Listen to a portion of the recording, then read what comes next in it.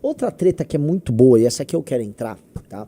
Vocês viram que o nosso querido Nando Moura atacou o Renato Império. No fundo, ele quer falar que todo mundo é nazista, né? O objetivo dele é fazer com que todo mundo que ele não gosta seja chamado de nazista pra, não vamos falar real, pra no fundo aparecer alguém e cometer algo, né? E aí ele, esse alguém que em geral vai terceirizar, aí sim os sonhos desse pervertido, ele... leve a cabo o que ele gostaria ele próprio de fazer, mas não tem coragem. Lembrando que ele é um cara que fala, vão vocês denunciar o MBL. Ele mesmo não denuncia. Vão vocês e denunciem. Ele não vai, né? Então é uma figura patética, que fica novamente terceirizando as vontades dele. Mas vamos ver aí, porque atacou o Impera, e é o seguinte, ele acabou cometendo um grande erro de tornar o Impera muito público. E o Impera é muito legal, e ter feito isso com o Impera é muito bom. Essa é a real. Vamos lá. Racialismo, toda essa merda, eu dei lá no vídeo do Charlie Kirk, beleza? Eu dei a minha opinião no vídeo do Charlie Kirk. Então, se esse bosta aqui vai querer me associar a qualquer tipo de... porque é isso que ele quer, porque no fim do dia esse cara quer que todo mundo aqui seja morto. Sabe por quê? Porque se o nazismo é o maior mal da história humana, ninguém respeita o nazista. Ninguém respeita o nazista.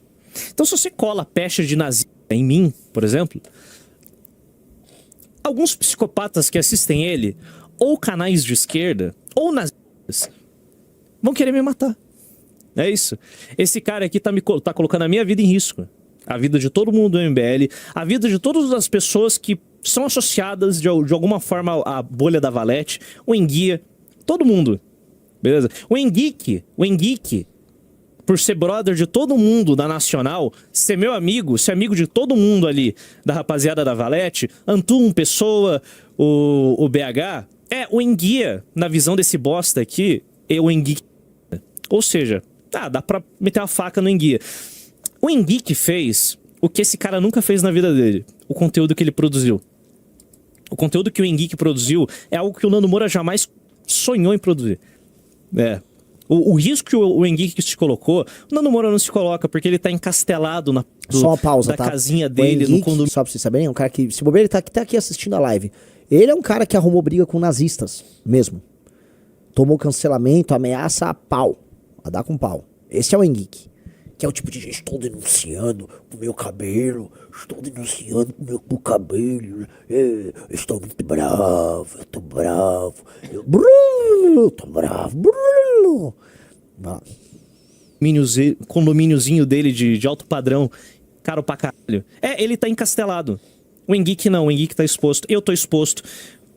Todo mundo ali, o Kim, o Renan, o Faustino, o Arthur, todos expostos. Todos são expostos. É que o Nando Moura não sai de casa, então ele tá encastelado, ele tá protegido. Então ficar colando a pecha de nazista é basicamente colocar um alvo nas nossas costas pra alguém vir nos matar. Esse é o rolê do Nando Moura. É isso que ele quer. Ele... Continuar? Claro. É que não é só isso. Eu gosto muito quando... Tenta achar a minutagem quando ele fala da questão geracional. Quando ele fala do milênio. O que eu queria aprofundar... Esse é um assunto muito interessante. Porque eu tô vendo muita gente, especialmente o Império... Eu posso até ligar no Império aqui, tá? Fala sobre milênio. Por quê? Porque eu sou millennial. Eu entendo um pouco o que ele fala. Eu concordo. Na verdade, eu concordo com o que o Império fala. E vejo, porque uma vez quando eu tava fazendo uma análise, acho que foi o vídeo até que a fala do Pudim, que eu tava falando que a geração millennial é justamente a geração que compra curso do Pablo Marçal, porque é a geração que tudo a ela foi prometido e ela não entregou nada, e ela fracassou. Aqui assim, quando a gente fala em geração millennial, isso varia de país para país. Por exemplo, a geração millennial na China, Rafael Almeida Rizzo, é gloriosa.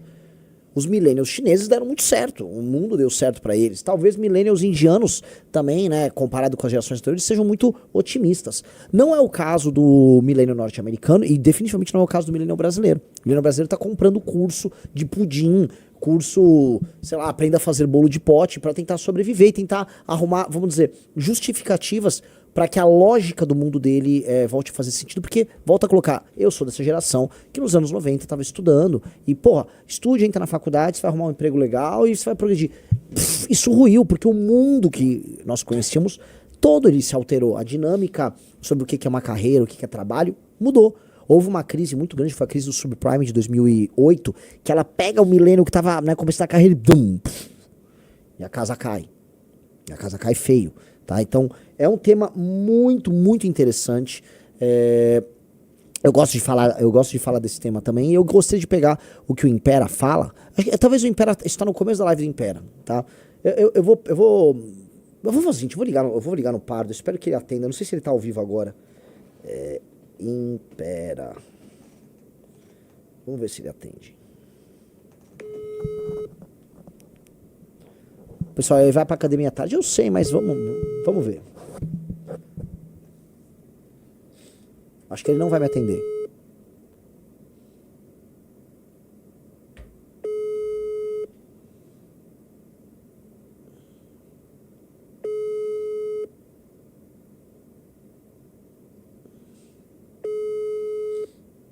Poxa, tentei falar com o nosso par do trans, ele não... Ele meteu um Kim Kataguiri aqui pra cima de mim, só porque eu sou millennial.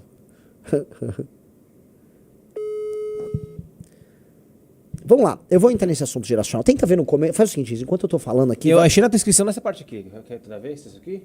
Deve ter, mas assim, no começo ele fala muito. Deixa eu ver, põe aí. Recebendo ataque, velho. Eu tô recebendo, eu vou ficar chorando as pitanques. Estão me ameaçando de morte. Estão me ameaçando de morte. Estão me ameaçando de morte. Eu todo dia recebo ameaça. De gente nano-humorista, tá ligado? É sempre o mesmo. Você identifica nano-humorista? É muito fácil. É sempre o millennial decrépito no carro. Você identifica pela foto, é uma vibe de velho, triste. Então, tipo, você consegue identificar. Eu recebo um monte de mensagem, nego me xingando, tá ligado? Pardo, fui escamado 2x pelo Tipai. Eu só queria falar que o millennial pra mim é tudo bina e é a minha opinião mais sincera. Eles são mesmo, eles são. Nada contra os millennials aí da bolha. Vocês são shed. Moura no primeiro vídeo da treta com o Arthur achando que o Essa MB... parte é outra. Não, põe no começo. Põe no começo e vai ouvindo acelerado no começo, você, aí você me dá o ok. O que acontece? Você não consegue, vendo aí enquanto eu tô falando? Sem jogar na live, Riso? É só ver se ele tá falando. Eu acho que o começo da live dele fala disso. É que eu queria botar um trecho antes. Pode ser? Tá, então põe um trecho antes. Bora. Fernando Moura resolveu embarcar na... Se o Fernando Moura resolver embarcar na ego trip de querer jogar associados agora, eu, Antum, Pessoa, BH, pra debaixo do caminhão e querer nos expor as nossas ideias e o cara, tipo... O público do Nano Moura, seja muito bem-vindo. É isso. Essa galera toda vai gostar. Eu defendo encarceramento em massa. Eu defendo uma guerra. É isso. Eu defendo que a população bestializada do Brasil seja reeducada. É isso que eu defendo, beleza? Eu defendo o extermínio do crime organizado. Eu defendo uma prisão no meio do Tocantins para 3 milhões de vagabundos, beleza? Penas de 40, prisão perpétua, pena de morte. Na seguinte tocada, você vai receber a sua pena de morte e vai entrar um sistema de sorteio em que você pode ser executado amanhã ou daqui a 50 anos. Por quê? Porque vai ser uma guilhotina. Eu sou woke, eu sou um homem humano. Eu não quero escorrimento por cavalo, nem queimar no pneu. Eu sou partidário da guilhotina, porque eu sou uma bicha. Eu sou moderado, eu sou woke, estou já nesse momento marcando minha filiação pro PSOL. Então é isso, eu defendo essa porra, reindustrialização do Nordeste, o caralho, tá ligado? Rasgar esse país com ferrovias. Eu defendo o fim de alguns estados, tá ligado? O Piauí não tem direito de existir, o Amapá é uma merda, o Pará é um estado falido. Eu defendo intervenção federal nesses estados. As elites malditas que dominam esses estados, elas têm que ser substituídas, tá ligado? Políticas aí muito, muito moderadas e vambora. É isso, a política de centro-esquerda moderada como eu. Você me desculpa, ele é um moderado de centro-esquerda como eu. Tem como não gostar desse sujeito? Infelizmente, né, na ânsia de atacar a gente, né, ele acabou permitindo que o mundo ficasse cada vez mais intoxicado por Renato Impera. E é o que vai acontecer. Então, né, bem-vindo ao mainstream, Renato Impera. Fico muito feliz que isso esteja acontecendo, tá? Não sei se o Riso, enquanto isso, estava vendo aí o começo, né, da live dele, mas o fato é o seguinte, eu quero tratar desse assunto. O nosso querido Impera, ele tá fazendo uma espécie de uma oposição entre o millennial, enquanto uma espécie de um sujeito niilista, um sujeito que ele não consegue tomar nenhuma posição firme no mundo, porque ele precisa ser cínico e irônico sobre as próprias posições. Então, quando um millennial quer afirmar algo, ele vai falar, olha, tipo assim, um millennial acabou de ganhar um campeonato. Parece que alguém ganhou algo aqui, hein? Tipo, fugindo um pouco, porque tem este elemento auto-irônico, meio cínico, que faz parte de uma geração que acredita que o ceticismo sobre tudo é seu grande valor, tá? E nessa leitura, eu acho que ele está muito correto. Isso faz parte do espírito do tempo da minha geração. E o espírito do tempo da minha geração é muito sobre isto. É muito sobre isso. Você parece ser cool no desapego. Você parece ser cool numa espécie de um flanar intelectual e no não tomar posição. Tá? O lance do cool na geração millennial é sobre isto. Sim. Tá? Ao mesmo tempo, o millennial, ele gosta muito, e isso foi influenciado muito por uma lógica que já vinha naturalmente das gerações anteriores, porque uma geração influencia a outra, as coisas não são estanques, assim, o cara é da geração millennial, não. Estou falando que o espírito da coisa é esse. O espírito, a vibe do tempo que, vamos dizer, interferiu naquela geração e que aquela geração reagiu de volta. Essa vibe se deu, por exemplo, numa aceitação que o millennial teve, por exemplo, de várias lutas ligadas a direitos civis nas décadas anteriores e que redundaram, tipo assim, o millennial é o cara que fala, porra, cara, eu defendo muito que tenha casamento gay, o que tem de errado? Acho que chegou a hora dos gays casarem, pô, vamos parar com essas putarias. Os memes da geração millennial foram claramente daquela geração, talvez o Rizzo vai lembrar, que tinha como é que chama? Trollface, Ai, caramba, você lembra disso? Aqueles memes também de, olha só, eu tenho um celular da Nokia, ele é inquebrável. Sabe? Era a época do 9gag. Quem lembra dos memes do 9gag? Então, essa época dos memes, isso definiu muito a galera. Então tinha uma coisa assim que, vamos, curtir isso, os Trollface. Então curtir muito o Fred Mercury era uma coisa muito millennial. Porque, porra, eu tô curtindo um cara que é gay e ele é amazing. Então, porra, não tem nada mais amazing do que esse super gay. E nós millennials somos abertos com isso. Veja só, a gente nem liga, ele é legal pra caramba. É isso aí, vamos.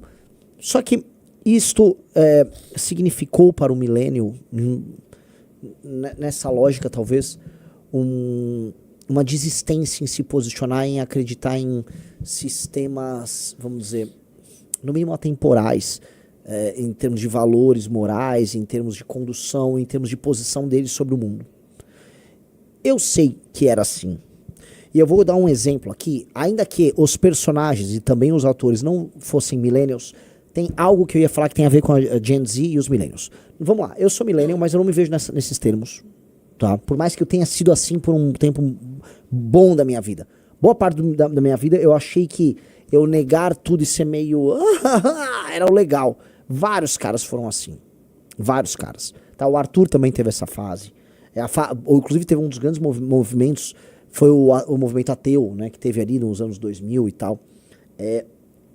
Você parecer cool num ceticismo e num não ligar. Tá? Depois você vê que você tá errado, mas... A vida segue. A geração Z, acho que como ela pegou um mundo que já parece cagado, e ela já começa desde cedo, ela tá, vamos dizer, ligada à internet, às redes sociais, desde a mais tenra idade, a geração Z, ela se adapta num mundo que é fluido, que é perdido, que as coisas mudam de forma o tempo todo. Então tudo que um cara da geração Z quer é algo que ele possa botar o pé e falar, isto aqui não vai mudar. E eu acredito nisto aqui. Eu quero algo atemporal, eu quero algo sólido. Não quero algo que se desmanche no ar. Enquanto que o da geração millennial, ele viu com muito... Como a geração... É o meu exemplo. Eu fui de uma geração que nasci offline. Então, eu nasci em 84, por exemplo. A geração millennial acho que vai... 80 e 81 até 97, por aí. No nascimento, claro. Então, é uma geração que começa offline. E aí, ela começa a pegar a transformação para online. Então, eu vi a chegada dos computadores... Você usava o computador sem internet antigamente. Depois o computador com internet merda. Depois o computador com internet boa. Depois chegada das redes sociais. O Brasil começou com o Orkut em 2004. Depois os celulares. Né? Aí você vai ficando cronicamente digital. O millennial viu isso. Então o millennial viu com otimismo essas transformações em que você saía do sólido e você se desvanecia. Só que ele foi traído no processo. Ele viu, meu Deus, eu achei que isso tudo seria muito bacana e eu fui enganado, eu me dei mal. Esse é o Millennial. Já o Z é o contrário. O Z, ele quer firmar essa posição. Pelo menos pelo menos os rapazes da geração Z são assim. Ainda que as moças, no radicalismo delas, tenham uma busca por firmar uma posição. Né? O feminismo radical dessa geração mais nova. Então, há algo de muito... algo de quase religioso na postura, na mentalidade da geração Z, que se opõe ao ceticismo da geração millennial. Isso tem um choque. E esse choque é muito bem-vindo, porque o ceticismo definitivamente não resolve nada. O ceticismo, ele é meio bobo. Ele é meio bobo. Tem uma série, né? Digite quem assistiu The Office. Digite quem assistiu The Office, porque eu vou comentar sobre The Office. The Office, né? É uma série bem legal, uma das séries mais engraçadas que já tiveram. E, naturalmente, ela foi feita por pessoas da geração X. Os personagens estão na geração X, mas o público-alvo foi X e Millennial. Então, é uma série que passou, o Riso me corrija aí no... Vê aí que década a série... Eu imagino que foi entre 2005 e 2011, por aí, o The Office. Eu lembro que era esse período que eu assistia. Né? Foram, 9 temporadas. Consegue ver que ano foi, Riso? 2005, né? É exatamente esse período. Então, no The Office, né? Os personagens e os atores eram geração X, o público era X/Millennial, e tinha alguns personagens que evocavam o espírito do tempo da geração Millennial. Eu tô dizendo isso porque eu tô reassistindo The Office. E o que acontece?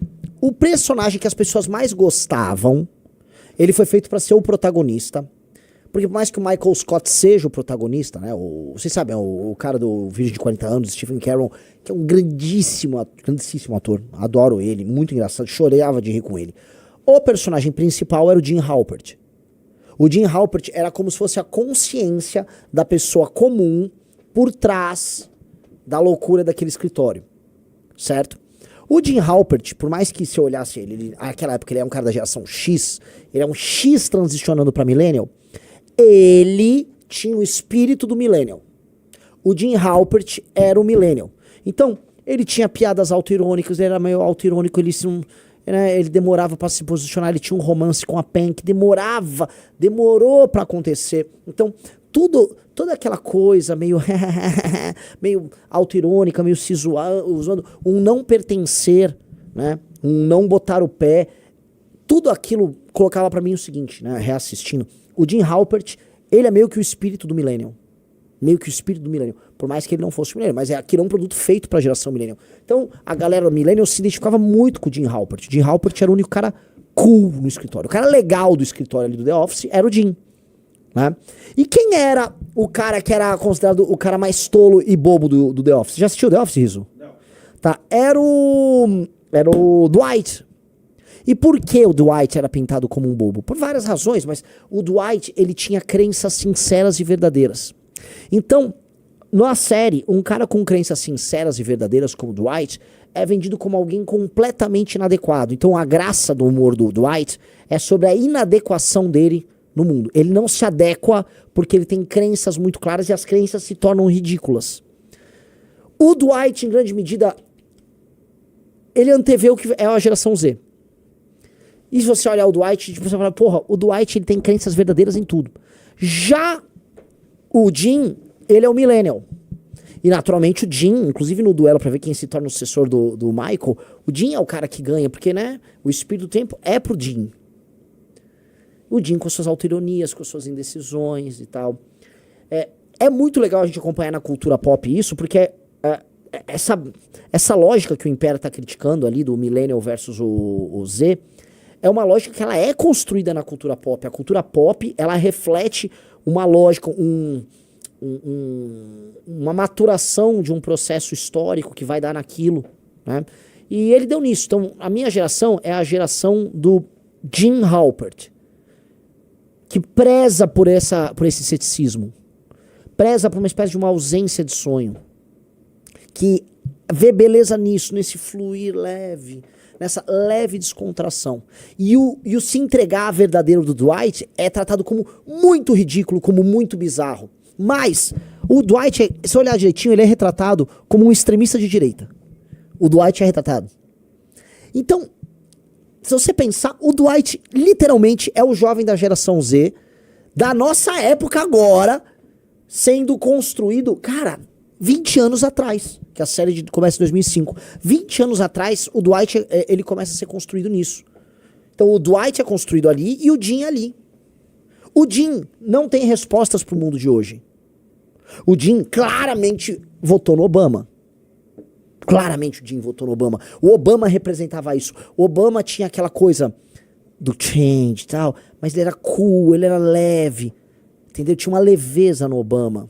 Tinha um não se engajar tanto. Que essa é a coisa, né? O Obama é um personagem político eleitoral construído para essa geração. Entendeu? Então, nesse ponto, eu acho que a gente consegue, né, olhar bem. Aí vocês vão falar, mas Renan, esses personagens, eles são da geração X todos. Dane-se, porque eles são feitos para aquela geração. É a mesma coisa que eu falo assim, a galera que foi da geração Boomer, ela foi influenciada por artistas da geração anterior. São pessoas nascidas na tal da geração silenciosa que basicamente construíram o imaginário da geração Boomer. Mas elas criaram, né, o imaginário daquele tempo. Né? Então, eu acho a leitura e a crítica que o Impera faz muito boas. Muito boas. Naturalmente, eu não gostaria de tretar e ver treta com o Petri, porque eu gosto do Petri também. Gosto e é um sujeito que todas as vezes que eu tive com ele, eu fui muito bem tratado também. Por mais que ele, logicamente, ele tá equivocado nessa coisa comunista e tal, mas isso não vem ao caso, entendeu? Dito isso, a leitura do Impera tá muito certa. A leitura dele tá muito certa. Você tem algum trecho aí do Impera pra colocar? Bota aí. Do Nando Moura, e basicamente fiz uma grande síntese da geração, porque esses dois são as duas faces da moeda que é a geração millennial, sabe? Pessoas que já desistiram. É basicamente, se você pudesse sintetizar um late millennial e um early millennial, é basicamente o que é o Nando Moura e o Arthur Petri, tá ligado? O Arthur Petri é mais novo e o Nando Moura é mais velho, então, tipo, eles são dois tristões, sem esperança, sem vitalidade nenhuma, tristes. Eles são pessoas tristes, cínicas e depressivos. Eles são uns fudidos, eles são psicologicamente uns fudidos, em que eles são pessoas que sentem um nojo absurdo de sinceridade. São pessoas que odeiam sinceridade. Pausa. Eles são alérgicos à sinceridade. Assistam alguns episódios do The Office. Assistam as interações do Jim com o Dwight. O Jim pegava até a inocência por trás da profunda sinceridade de um sujeito como o Dwight. E a beleza era isso. O Jim fustigar o Dwight era sobre a mentalidade millennial rir de quem se compromete. É isso, pode dar o play. Porque sinceridade provavelmente é a grande qualidade da Gen Z. Parte dela, não todas. Não toda Gen Z, mas parte da Gen Z, a sua grande qualidade é a sinceridade. Tipo, você abraçar algo de forma sincera, isso é legal. Isso é algo que o Zoomer odeia. Millennial odeia. Eles são avessos a isso. Eles são tipo... as músicas dos millennials sempre tem a mesma vibe de eu gosto de você, mas eu não quero me pegar, não gosto tanto assim. Os seus filmes são cheios de autodepreciação o tempo todo. Você não é incentivado a almejar coisas grandes. Basicamente você foi criado pra ser tristinho, ser sarcástico, irônico. Pausa. Vou dar um exemplo nisso. Eu concordo completamente com o Impera. A banda que foi mais influente da geração millennial, não foi a mais ouvida, mas foi a mais influente, porque foi a banda mais influente do começo dos anos 2000, foi os Strokes. Eles criaram não só a ideia do rock que puxa essa coisa meio retrô, mas eles criaram a onda retrô que pegou em tudo. Dá pra gente até estudar bastante por que no começo dos anos 2000 a vibe foi retrô, né? Mas o que eu quero dizer sobre isso as letras do primeiro álbum dos Strokes são todas sobre esse não compromisso, eu tô meio cansado, I'm just way too tired. A música, inclusive, que abre o álbum é sobre isso. Tanto que essa era tanto a vibe que mesmo as músicas que eu escrevi naquela época, algumas delas eu toco até hoje no Limão Rosa, são sobre isso.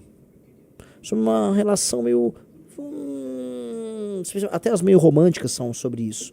E essa que eu comecei a escrever agora é outra vibe. Porque naquela época a energia era essa. Ser cool era isso. Ser legal era sobre isso. Entendeu? Ceticismo, rir de todo mundo que tinha posições. Rir de todo mundo que fincava uma posição muito firme em algo. Isso é muito idiota. Isso foi muito idiota. Mas isso foi a premissa cultural da nossa geração. Premissa cultural. A mulher que curte Lana Del Rey. Vamos lá, dá o play. Um cara falando, acho que foi o Nirvana. Acho que é mais Nirvana. Que Nirvana, cara? Nirvana de 90. Nirvana começou em 87. Nirvana, o Kurt morreu em 94. Nirvana estoura em 91. É outra, já tem nada a ver. Não tem nada a ver uma coisa com outra. Ter um humorzinho meio adolescente. É isso. É muito triste. O millennial, em sua essência, é cético a absolutamente tudo. Eles são chatos. A autodepreciação é uma merda. E essa é uma característica que mudou na Gen Z. A Gen Z ela é muito sincera, mas ela tem a versão ao cringe. Mas é basicamente isso que eu fiquei zoando na porra do vídeo do Nando Moura. Eu fiquei reagindo ao clipe patético dele de Gandalf da 25 de março, tá ligado? Ele pintou o cabelo, ele tá larpando de Gandalf.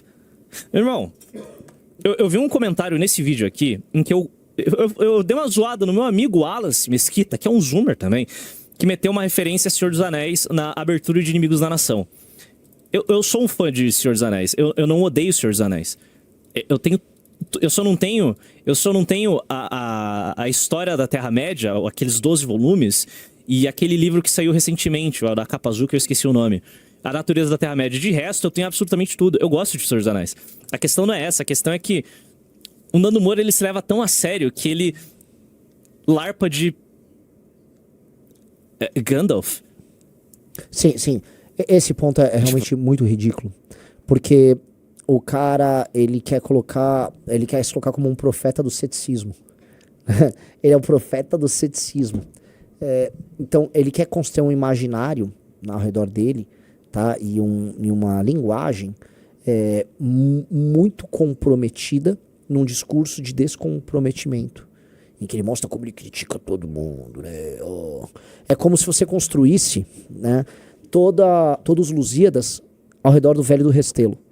Quem aqui digite se você não sabe quem é o Velho do Restelo dos Lusíadas. Bota no Google, Riso, Velho do Restelo, os Lusíadas. Veja, Van Cobiça, o Velho do Restelo, né, os Lusíadas é uma história épica.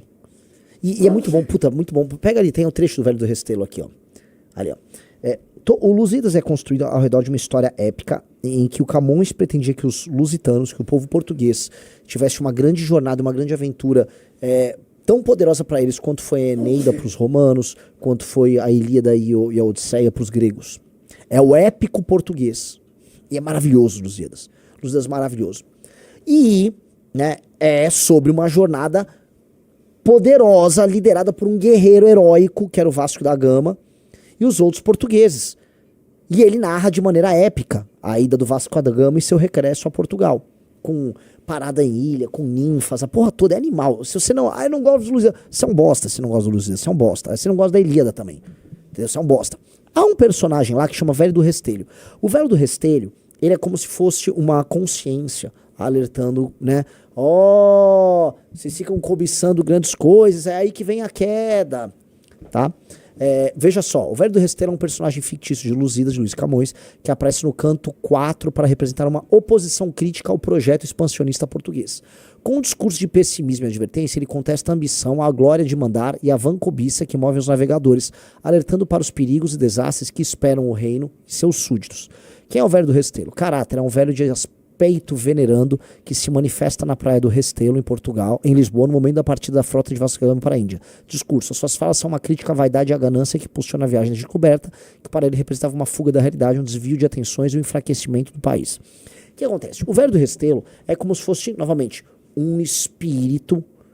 É como, sabe, como se fosse um pedaço da nossa consciência, e essa é a real, que nos alerta para ubris e também para vontade de poder e glória que a nossa alma nos conduz.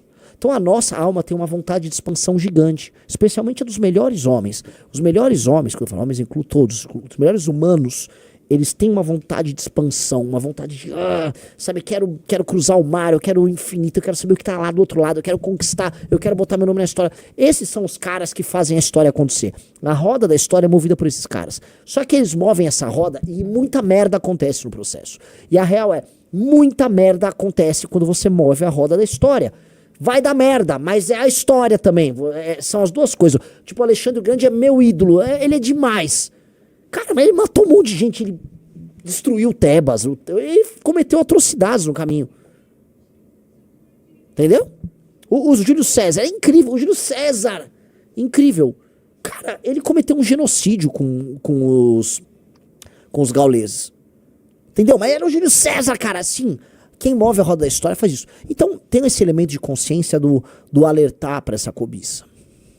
Mas o cara que tá alertando pra cobiça também não faz porra nenhuma. Ele tá lá. É uma coisa que te prega talvez combine até a lógica. Por favor, vou pedir pros meus amigos nietzschianos que assistem a live, façam um recorte. Se isso não é, em certa medida, o espírito do ascetismo que o Nietzsche critica tanto em Genealogia da Moral. Orlando, Russo. Se não é um pouco sobre isso, sabe? Porque as grandes histórias não estão ao redor apenas do ceticismo. Aí você achar que há uma grande profecia num ceticismo, é tolo. É tolo, chega a ser ridículo, porque você está querendo ser épico no seu ceticismo, portanto você não é o velho do Restelo. No fundo você tem inveja do Vasco da Gama, né? E queria estar no lugar dele, mas você não tem coragem para botar um pé no barco. Que é o caso não só do Nando, mas de todas essas pessoas que criticam. Entendeu? Não é um aspecto de consciência, é pura vaidade. Só que eles tentam construir essa loucura e essa simplicidade mental, ela acaba se dando nesses termos. Quer parecer glorioso com um discurso de ceticismo. Então tem a vaidade que o velho do Restelo criticaria, tá? Mas se quer com a verdade por trás do discurso. Entendeu? Então, né, naturalmente, isso que o Impera tá falando é muito profundo e é muito concreto, muito real. E muito legal. Né? É ridículo, porque você percebe, isso é falso. O sujeito querido, ninguém presta, todos são maus, só eu sou bom, olha só esse meu discurso. Né? É bem bobo. É bem bobo. É só bobo. Eu vi outro dia, né, ele criticando, né, o Rasta. O Rasta não sabe tocar. Sabe? Negócio besta. Mas é uma coisa, um sujeito meio invejoso, né?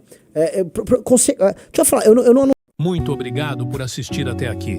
Se gostou desse vídeo, deixa o like e se inscreva no canal A Missão para Mais. Aqui temos cortes do MBL e do Partido Missão todos os dias dos temas mais importantes do momento.